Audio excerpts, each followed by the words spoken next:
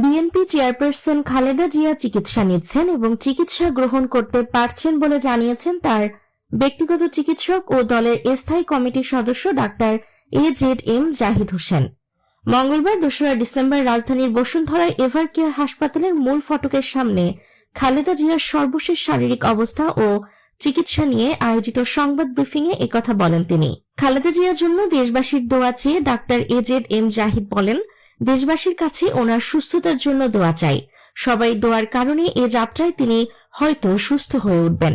তিনি বলেন, তারেক রহমান সার্বক্ষণিকভাবে চিকিৎসায় তদারকি করছেন। প্রধান উপদেষ্টা, সরকার, হাসপাতাল কর্তৃপক্ষ সহ সবাই যথাসাধ্য সহায়তা দিচ্ছেন। তিনি বলেন, ডাক্তাররা যে চিকিৎসা দিচ্ছে সেটি উনি গ্রহণ করতে পারছেন। তবুও বিদেশে যাওয়ার মতো পরিস্থিতি আছে কিনা মেডিকেল বোর্ডের সদস্যদের পরামর্শ নেওয়া হচ্ছে। মেডিকেল বোর্ডের পরামর্শ ছাড়া বিদেশে নেওয়ার সুযোগ নেই বলেও জানান তিনি। ডাক্তার জাহিদ হোসেন আরও বলেন, সংকটময় মুহূর্তে দেশবাসীর কাছে দোয়া চাই। দোয়ার কারণেই হয়তো বেগম জিয়া সুস্থ হয়ে উঠবেন বলে আমরা আশা করি। তিনি দেশবাসীকে কোনো ধরনের গুজব বা বিভ্রান্তিতে কান না দেওয়ার আহ্বান জানান।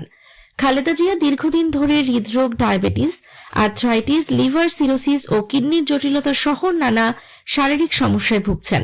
২১ নভেম্বর সশস্ত্র বাহিনী দিবসের অনুষ্ঠান শেষে বাসায় ফেরার পর তিনি অসুস্থ হয়ে পড়েন এবং শ্বাসকষ্ট বেড়ে যায়। ২৩ নভেম্বর জরুরি ভিত্তিতে তাকে রাজধানীর এভারকেয়ার হাসপাতালে নেওয়া হয়। চিকিৎসকদের মতে তিনি নিউমোনিয়ায় আক্রান্ত হয়েছেন এবং সঙ্গে আরও কিছু জটিলতা রয়েছে। গত কয়েকদিনে তার অবস্থার অবনতি হলে তাকে আইসিইউ সমমানের হাই ডিপেন্ডেন্সি ইউনিটে রাখা হয়। পরে রোববার ভোরে সেখান থেকে আইসিইউতে স্থানান্তর করা হয়। নিউজ ডেস্ক, আলোকিত প্রতিদিন।